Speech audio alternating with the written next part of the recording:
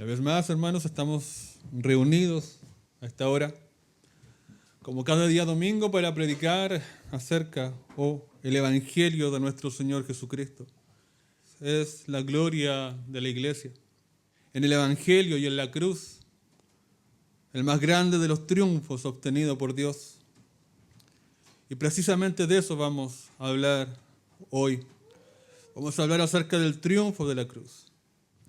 Y en su contexto, aquí Pablo a los colosenses les ha estado hablando porque ellos lastimosamente se estaban desviando, estaban siendo amenazados por doctrinas que buscaban alejarles de su confianza en Jesucristo para su propia salvación y para su propia santificación. Lo que Pablo les está contando acá es que ellos, como seres humanos, no tenían ninguna posibilidad de encontrar por sus propias fuerzas, por sus propias obras, una salvación o aceptación delante de Dios. Que era imposible que ellos se pudieran salvar por alguna cosa buena en ellos a causa de la condición en la que estaban, muertos, y la incircuncisión de su carne. Ahora, ¿qué quiso decir Pablo con estas cosas? Cuando Adán cayó en el pecado, nos arrastró a todos los seres humanos a la más densa oscuridad posible.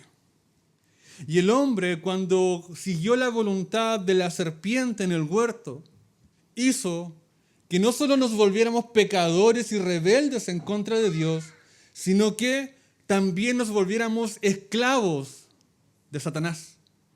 Nos dejó bajo su gobierno. Él pensó alcanzar la libertad, que lo que alcanzó fue esclavitud. Esclavitud al pecado, porque jamás el pecado se apartaría de su corazón. Esclavo de la muerte, porque hiciese lo que hiciese, nunca podría escapar de su destino mortal. Esclavo del diablo, porque como había seguido su voluntad, pensando él que iba a ser libre, ahora se hacía esclavo para seguir la voluntad del diablo. Y eso hace que nuestra condición como seres humanos sea la peor de las condiciones. No hay ningún ser humano en el mundo que escape a esa realidad. Esto es lo que las Escrituras dicen de ti. Esto es estar muerto en pecado. Y es por eso que Pablo aquí dice que y a vosotros estando muertos en pecados y en la incircuncisión de vuestra carne. ¿Qué quiere hablar con la incircuncisión de nuestra carne? Él está hablando de que estábamos lejos de Dios. O sea que nuestra condición como seres humanos era miserable en muchos aspectos. Aquí Pablo nos está diciendo que nosotros no solamente estábamos entregados a esta condición pecaminosa, no solamente estábamos lejos de de nuestra relación con Dios, sino que además de todo esto había un acta en contra de nosotros. Teníamos acusaciones que provenían del trono de Dios. Teníamos una ley que era contraria a nosotros, no porque la ley fuera mala, sino porque nosotros somos malos por naturaleza y no nos conformamos a la voluntad de Dios. Una ley que nos decía cómo debíamos adorar a Dios y nosotros no nos conformamos a ello. Una ley que nos decía cómo debíamos vivir conforme a la voluntad de Dios y nosotros no nos conformamos a ella. Y esa acta nos acusaba día tras día y no había una sola manera de escapar de estas acusaciones. Así que la ley revelaba lo que nosotros éramos delante de Dios, culpables.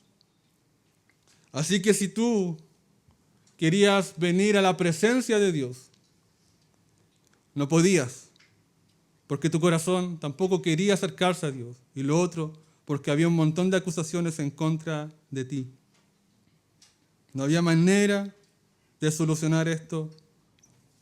300, 500 años antes de que Cristo viniera a la tierra, los persas inventaron uno de los instrumentos de tortura y disuasión más horribles de la historia, la cruz.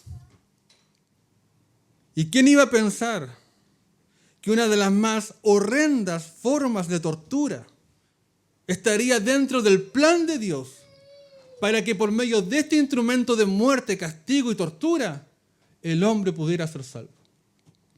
Y tomara esta cosa e hiciera que fuera ya no un símbolo de vergüenza, de dolor, sino que fuera un símbolo de gloria.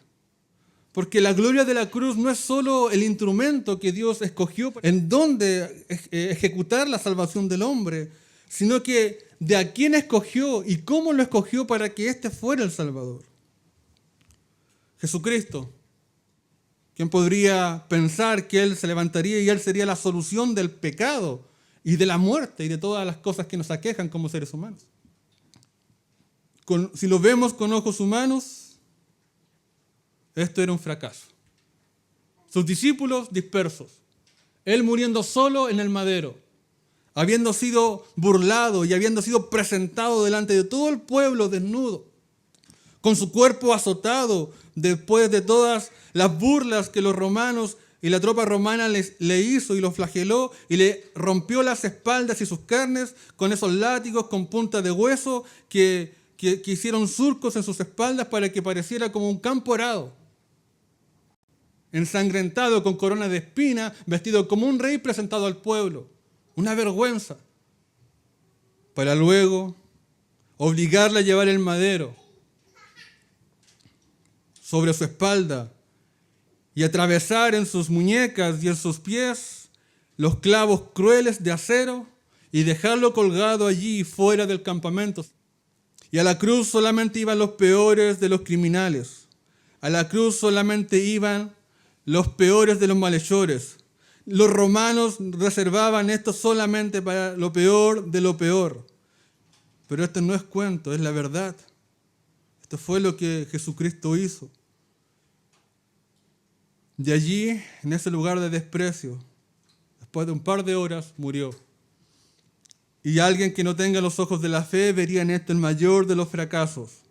Pero cuando Pablo nos enseña lo que realmente pasó en esa cruz, en ese instrumento de tortura, mientras pareciera que las huestes de las tinieblas obtenían la victoria, mientras parecía de que el Salvador había perdido su misión y que ningún hombre podría ahora alcanzar salvación ni reconciliación con Dios, Pablo nos dice que en ese lugar de tormento, que en ese lugar de vergüenza, Él tomó el acta de los decretos de nuestros pecados, los clavó en la cruz y los quitó para siempre con su propia vida.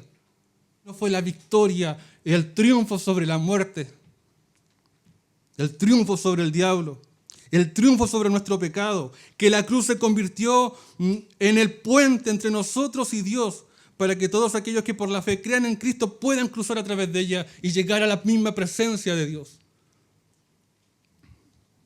Es el triunfo de la cruz. Y tomó cada uno de los pecados de su pueblo. Y tomó la ley que nos acusaba a nosotros en todo sentido, el acta que nos era contraria, y la puso en la cruz, y con su propia sangre pagó cada uno de esos pecados bajo el castigo de Dios.